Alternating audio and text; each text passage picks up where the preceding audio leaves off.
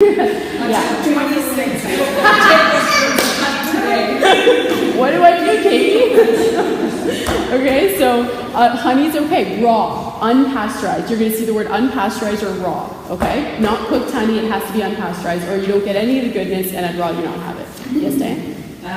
It said here, replace with dried fruit, but I thought the last time we weren't allowed. Update.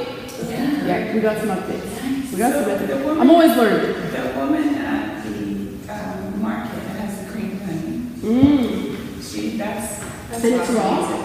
Well, I'm asking. I've never had cream raw honey, but I don't know, there could be. If it has, yeah, look on your jar, you'll see unpasteurized. Usually people use that word. And if you buy local, then it's good for people with allergies. Yes. Especially Yes, yeah, local honey. And, you know, even understand where those bees are hanging out. Are they hanging out by near a highway? Because that highway will accumulate, like, the junk from the car, right? So you want a honey keeper that actually has his bees away from the highway as well, right? So, I mean, these are all little nitpicky things, but if you could just get raw honey into you, that would be awesome. Another little tidbit about raw honey is it's actually a mood enhancer. So it can actually have an effect on, I mean, that's not that unobvious, but it's sweet. But honey itself has this emotional aspect to it that it can make better whatever situation we're in. Just thought I'd throw that out. Okay. Sugar. So we had a question about dried fruit. Dried fruit is allowed, but in moderation, okay? Figs, apricots, prunes, amazing dried fruit. Organic only, okay? If it's not organic, it's not going into you because they just spray it to crap and then put sulfites on it and then they add sugar to it. Even the organic ones I noticed still have sugar added, so make sure you get ones in Loblaws in your organic aisle. You can find dried fruit that has nothing added, just pure dried fruit. Okay? So those dried fruit, it's not in the book, I'm going to send it to you. There's adrenal snacks. I call them adrenal snacks because it's the perfect balance of sodium, potassium, and glucose. These are the three things we need to keep our blood sugar level. Who here deals with some mood issues, some ups and downs, energy, up, right? Let's all admit, we've all, right, gone through some energy slumps. So these energy ups and downs can be created from lack of glucose and electrolytes in the body. We haven't eaten enough. We haven't eaten enough of the right things. Okay? So if you experience that at all, if you've been told you have hypoglycemia, you have blood sugar issues, you want to make sure you're eating every hour and a half and you're grazing on these adrenal snacks. And these adrenal snacks are not in here, I'm going to send them to you. But dried fruit is one of them. So mixing a date with a banana and a piece of celery, and you have the perfect glucose, potassium, sodium level. Okay? And it keeps your energy nice and even. So that's just a little tidbit. So yes, dried fruit's allowed. But we're not going to do this. We're not going to work Okay, so let's go to 11. So we have caffeine. So I didn't know this, most of you put your hand up, this isn't going to be a big issue, that's great. But if you are a coffee drinker, expect headaches. Expect headaches as we're detoxing, okay? So to overcome that, in the book, I have a potassium broth. And it says, you know, not feeling so hot, drink this. And this is essentially a potassium broth, so you're going to make it with a bunch of vegetables, and that potassium is going to help to detoxify all of this stuff that gives us these awful symptoms as we're detoxifying quicker. So it gets things moving through us quicker. Okay, that's really important. So caffeine, all sources of caffeine are out, even black teas. And green teas? That's, I sit on the fence with that because you can get some great things from green tea, but it still has caffeine. So I'm going to let you decide on green tea if you want to have it. I would say just not every day. If you every night. I would say, can we replace that with some of the other teas that I'm suggesting? Just for 28 days that we get other things into it, right? If you tell me you're doing something every day, every night, or just every day, these are the things that to me say, okay, yeah, let's take that out for a bit, give your body a break, put something else that's health-giving, okay? So teas are encouraged. We'll get to it, but I am going to encourage you to drink some teas that will help your detoxification process. So the more you can drink these teas in a day, the quicker you're going to help your liver to purify and detoxify the body, cleanse the body. You're gonna get to a cup of tea? So Yes. I have decaffeinated green tea. That's fine. Yeah, but I'm going to ask you to drink these teas on top of that. Okay? Alcohol? I don't know. I don't know what more to say. Out. That's it. Okay. So there's a reality. What's Thanksgiving? Thanksgiving is smack in the middle. Or towards the beginning, right?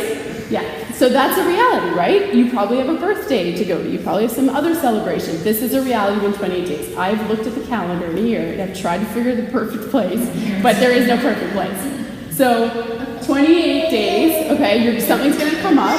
Like Heidi admitted, you are going to cheat. You are going to break you're going to break one of these 5, okay? And I want you to in a way. Because you are going to feel so good up into it, and then you have it, and you don't feel so good. Terrible the next day. But it was right. But then your body gets to give you, what I keep saying, is that your body gets to tell you how you truly feel with that substance in it. Yeah. And that's more important than anything I could say, is that your body teaches you and tells you what's good, what's not, right? So you get really clean, you have that in you. On Thanksgiving, you're going to have one of these things. If I could encourage you not to have all of them, I really, really, really stress that, because you're going to set yourself probably back to week 1, right? Or day 1. Because then your body now has to deal with releasing all of it. And you're going to feel like, let's admit it, eating the turkey, eating the potatoes with the butter in it, eating the stuffing, having the wine, having the pumpkin pie, right there, we're exhausted, right? So choose your favorite things. If you love stuffing, enjoy it. Have the stuffing. If you 10, thank you. It's got to be a 10 out of 10. If stuffing is like a 6 out of 10, but you love pumpkin pie, go for the pumpkin pie and say no to the stuffing. But don't feel like just because it's in front of you, you have to eat it all, right? If you are going out and your food is not within your control, you either are going to, if it's a good friend, let them know what you're doing. Let them know what you're doing anyways, because they're going to be curious and maybe they want to get healthy. And ask them if there's something within that they're making, or let them know your restrictions, okay? If you could bring a dish that's detox friendly or reset friendly, then bring that dish of food. If you're going to a restaurant, look ahead at the menu. I always look at menus ahead of time, and I just, okay, I can have that, I can have that, I can ask them to mix this, we're good. Most people now will give you a salad, give you a piece of chicken or fish, and you can say oil or dressing on the side, right? So it's not impossible to do this and be friendly and go out and have fun. It is possible. And then the other thing that I really find is important is eat before you go out. So make sure you're not starving. If you are starving, you're much more likely to reach for that food because your body's saying sugar now or I'm going to pass out, right? So yes, in that instant, I'd rather you eat something, but be prepared and keep those adrenal snacks going throughout the day, and you'll notice you won't have these impulses like, I have to have that. If you are well nourished and you continue to feed your body what it needs, you don't have these cravings as much. Something else I just learned, and I'm not sure if it's entirely true, but I heard it from someone and I trust them. So they said that if you've released the food entirely from your body, you cannot crave it anymore. So if you've fully actually detoxified and released alcohol from your body or processed sugar from your body, and I don't know if it might take longer than 28 days, it's stored in our fat, it's stored in our cells, right? It's stored in us. But if we can actually get it out of our body, then all of a sudden those cravings don't happen. And the way I've been eating the last, I think about 4 or 5 months, I can attest to that. I don't have the same cravings that I used to have when I would have that baked cookie once in a while. I don't even crave it. So that made me think maybe there's truth to that. And this then could be that kickstart to helping you truly get off the things you don't want in you, right? So that's a plus, because a lot of us are going to deal with the cravings. Like, I can't live without this. This is my friend. This food makes me happy, right? So there's an emotional draw to food. But what we're going to do is we're going to flood ourselves with the healthy food. So this is what you are going to eat. Let's go to page A Day in the Life of, where are you? 24. Okay, so we're going to wake up. Yeah, no, it's fine. So we're going to wake up in the morning, and the first thing I'm going to ask you to drink is lemon water. Okay? Lemon water is a nice gentle cleanser for the liver. You've been essentially fasting all night, your body is more acidic at night or in the morning, so that also helps to alkalize your body. Even though lemon's acidic to the mouth, it's actually alkalizing the body. If you want to take this a step further, celery juice. So this is the new thing that I've learned that has been life-changing for my digestion and my health. So other than the ginger? Yes. So ginger water, lemon water, have all day. I encourage you to have it all day. Have it in the morning, it's great. But celery juice, strictly celery juice, juiced in a juicer, freshly made and put into the body on an empty stomach, will begin to rebuild your hydrochloric acids. HCl. Has anyone heard of HCl? Hydrochloric acids. I could probably do an hour talk just on digestion. What, do you need a juicer for this? You do, yes. So that's why I'm saying it's optional. I'm not going to encourage you to go buy a juicer, though I do encourage you. Are they expensive? They can be. There's lots on Kijiji. There we go. There we go. Kijiji juicer. Like I will eventually be selling mine because I'm going to upgrade to a $2,000 juicer. Mine's a $300 juicer. You can get a $100 juicer. Now the difference is that they extract different amounts of nutrients, and some of them heat to extract, and some of them press. That's the cold press. Whenever you see a cold press, it's because of the way the juicer works. Okay. But juicers aside, if you're interested, let's talk outside of this meeting about that. I'd be happy to support you with which juicer to buy. I want to just tell you the benefits, okay? So celery juice will help to rebuild the hydrochloric acids. Most of us, and I would put a lot of money down saying maybe all of us on planet Earth now, has low HCl. This is your digestive power. Digestive power that decreases when we're stressed. Stress actually decreases hydrochloric acid. The foods we eat decrease hydrochloric acid. The chemicals we ingest decrease hydrochloric acid. It doesn't really have a chance against the way we live this day.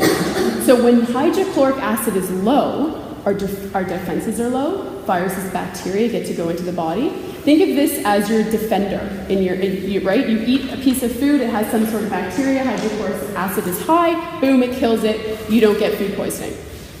Hydrochloric acid is low, that bacteria, that virus gets to go deeper into the body, okay?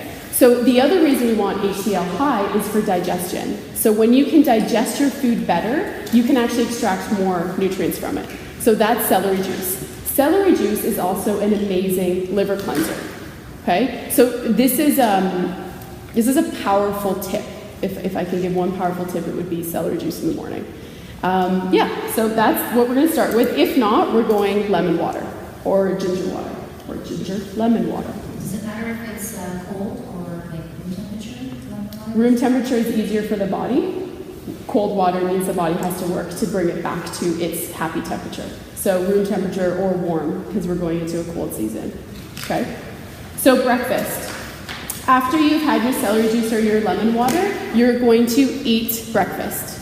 Okay? Your breakfast can be a massive bowl of fruit. Fruit sugar does not do what other sugar does to us. It doesn't bring us up and back down at all. And it's bound to so many amazing antioxidants. It's health-giving, okay? The more fruit we can eat, the more we're going to heal our bodies. So I like to start my day with a massive amount of fruit. Papaya, mango. Mango a day helps with depression in winter. It gives us the precursors to make happy hormones, okay? Bananas are a powerful fruit. Banana in a petri dish is the only thing that will kill HIV in a petri dish. So a lot of people have poo-pooed fruit because it's high in sugar, but I'm here to tell you that it's not true. Yes, it might be high in sugar, but it's high in glucose that the body needs to run on. Your brain runs on glucose. Your brain is built of glucose. Small amount of fats, large amount of glucose. And when we're stressed constantly, and this is our life, right? We have stresses coming in all the time, and we don't have enough glucose in our body, we can't handle the stress. We burn out. Our brain literally heats up and burns out. So glucose cools that off, which is why when you're stressed, you want to go for sugar, because it literally cools your brain, okay? So we want a good amount from the healthy sources, which is fruit. So you're going to have your fruit breakfast. You could sprinkle some hemp seeds on there. You can have eggs. You could have eggs in a big salad. You could have a shake. right? So there's many different types of ways to get these foods into you. Sir, when you say protein